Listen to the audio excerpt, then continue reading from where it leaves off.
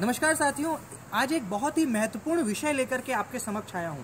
मैं आपको बता दूं कि भारत के अंदर उच्च शिक्षा के अंदर क्या अपॉर्चुनिटीज़ हैं, किस तरह के अवसर हैं, उस पर मैं आपसे बात करना चाहता हूं। क्योंकि मुझे पता है कि हमारे देश के अंदर बहुत कम ऐसे लोग हैं जो गाइड हमें करते हैं कि आखिर मास्टर्स के बाद हम क्या करें। आप सभी को पता है साथियों कि हमारे देश में बहुत सारे बच्चे हैं जो मास्टर्स यानी कि स्नातकोत्तर की पढ़ाई तो कर लेते हैं, लेकिन उसके बाद उनको पता नहीं होता कि वो करें क्या। ऐसे में उनको लगता है कि वो बैंकिंग में, एसएससी में, रेलवे में और इस तरह के जो और भी different types of you can say multitasking jobs है, सिर्फ उसी में जा सकते हैं।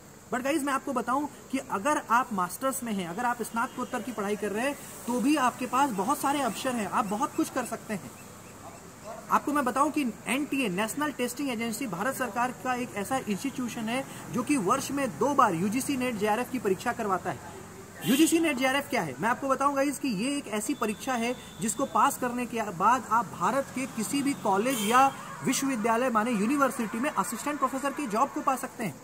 और यही नहीं, अगर आप जेआरएफ को क्वालिफाई कर लेते हैं तो आपको अनुसंधान के लिए पीएचडी करने के दौरान करीब 40,000 रुपया पर मंथ मिलता है। चाहे आप किसी भी कैटेगरी के हों, जनरल के हों, ओबीसी हों, एससी एसटी, मतलब प्रत्येक कैटेगरी को, चाहे आप किसी भी वर्ग से हों, आपको ये फेलोशिप मिलती है। यही नहीं, अगर आपका जेआरएफ नहीं हो पाता है, आपने सिर्फ यूजीसी नेट की परीक्षा भी पास करी, उस स्थिति में भी अगर आप किसी पर्टिकुलर कैटेगरी से बिलोंग करते हैं, जैसे कोई ओबीसी है, कोई एससी है, एसटी है, पीडब्ल्यूडी कैटेगरी का है, तो उनको जेआरएफ ना होने के बावजूद भी एक पर्टिकुलर अमाउंट, एक सर्टन अमाउंट मिलता है जो कि करीब करीब जेआरएफ के बराबर होता है। करीब करीब 35 से 40,000 रुपया पर मंथ आपको मिलता है, सिर्फ और सिर्फ अनुसंधान करने के लिए, सिर्फ और सिर्फ शोध करने के लिए, सिर्फ और सिर्फ पढ़ने के लिए। ये बहुत बड़ी बात है।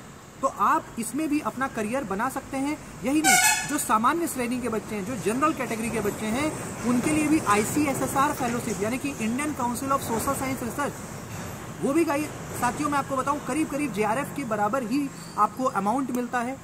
उसके कई तरह के अपने प्रोसीड्योर्स हैं, उसकी अपनी प्रक्रिया है, जिस प्रक्रिया को पूरा करने के बाद आप वो फेलोशिप भी पा सकते हैं। मतलब मिला जुला करके मैं आपसे ये कहना चाहता हूँ कि आप अगर यूनिवर्सिटी में जॉब पाना चाहते हैं, आप असिस्टेंट प्रोफेसर बनना चाहते हैं, आप डॉक्टरेट की पढ़ाई करना चाहते हैं, आपकी रुचि अनुसंधान में है, रिसर्च में है, तो यहाँ पे भी एक बहुत ही बड़ा करियर अपॉर्चुनिटी आपके लिए इंतज़ार कर रहा है। आप रिसर्च प्रपोजल बना सकते हैं।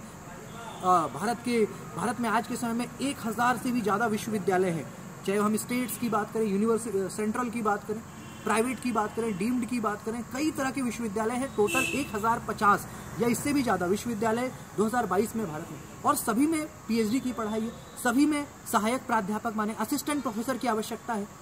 तो अगर आप यूजीसी नेट की परीक्षा को पास करते हैं तो कहीं ना कहीं आपको मौका मिलता है, एक बहुत अच्छी जॉब मिलती है, और मैं आपको बताऊं कि बहुत ही अच्छी सैलरी भी मिलती है। अगर आप असिस्टेंट प्रोफेसर का जॉब को पाते हैं तो 1 लाख रुपए से ज़्यादा आपको मंथ में सैलरी मिलती है। इसके अलावा बहुत तरह के पर्क्स, बहुत तरह की फैसिलिटीज़ आपके पास है। आपको डीए, एचआरए, आपको कहीं पे घूमने जाना है उसके लिए एलटी मिलता है, और तमाम तरह की सुख सुविधाएं मिलती हैं।